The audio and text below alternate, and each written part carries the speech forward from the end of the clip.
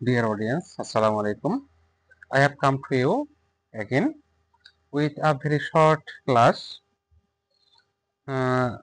Dear viewers, আমি আজকে আবারও প্রতিদিনের মতো আবারও একটা খুবই সংক্ষিপ্ত ক্লাস নিয়ে আপনাদের সামনে উপস্থিত হয়েছি।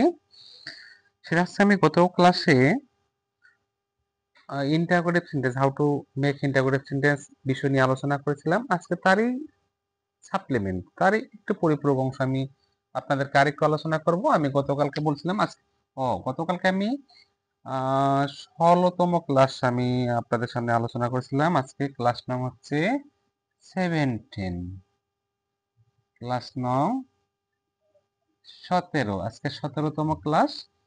এই ক্লাসে আমি ইন্টারোগেটিভ সেন্টেন্স কিভাবে তৈরি করা যায় তারই কিছু অংশ আমি আজকে শেষ করে দেব, ফিনিশিং লেভেলে নিয়ে আসবো। তো আমি আপনাদেরকে বলেছিলাম যে ইন্টারোগেটিভ করার সময় আমাদের সব সময় হেল্পিং ভার্বটা সামনে আসবে। এই হেল্পিং ভার্ব সিলেক্ট করতে গিয়ে আমি বলছিলাম প্রেজেন্ট ইনডিফিনিট টেন্সের জন্য ডু ড্যাশ বসাইতে হয়, যেমন হি লাইকস ইট। এক্ষেত্রে আমরা ডাজ ব্যবহার করেছি, এক নাম্বার টেন্স হওয়ার জন্য ডাজ বসালে বিএসটা হবে না। একইভাবে যদি আমাদের হ্যাভ হ্যাজ এর ব্যবহার হয়, যেমন ইউ হ্যাভ মানি, তোমার টাকা আছে। যদি বলা হয় তোমার কি টাকা আছে, তাহলে আমরা হ্যাভটা সামনে আনলেও হবে, তবে আমরা করব না, ডু ডাজ দিয়ে করব। Do you have money. একইভাবে যদি হি হ্যাজ মানি হয়, তাহলে এই ক্ষেত্রে ডাজ বসাইতে হবে। ডাজ বসালে হ্যাজটা হ্যাজ থাকবে না, হ্যাভ হয়ে যাবে। ডাজ হি হ্যাভ মানি, ঠিক আছে। একইভাবে যদি আমি 5 নাম্বার টেন্সে ডিড ব্যবহার করতে বলছিলাম, হি লাইকড ইট। এই ক্ষেত্রে আমরা ডিড বসাবো।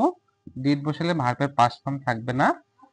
ঠিক আমরা যদি হ্যাড বা হ্যাড টু এর ব্যবহার পাই, যেমন হি হ্যাড মানি, তাহলে কি হবে, কি বসাবো, ডিড বসাইতে হবে। ডিড বসালে হ্যাডটা আর হ্যাড থাকবে না, হ্যাভ হয়ে যাবে। অর্থাৎ ডু ডাজ ডিড যাই বসাই না কেন, আমাদের হ্যাভ হ্যাজ হ্যাড এর জন্য সবসময় আমাদের হ্যাভ বসাইতে হবে, অর্থাৎ হ্যাভটা হচ্ছে বেস ফর্ম, ঠিক আছে।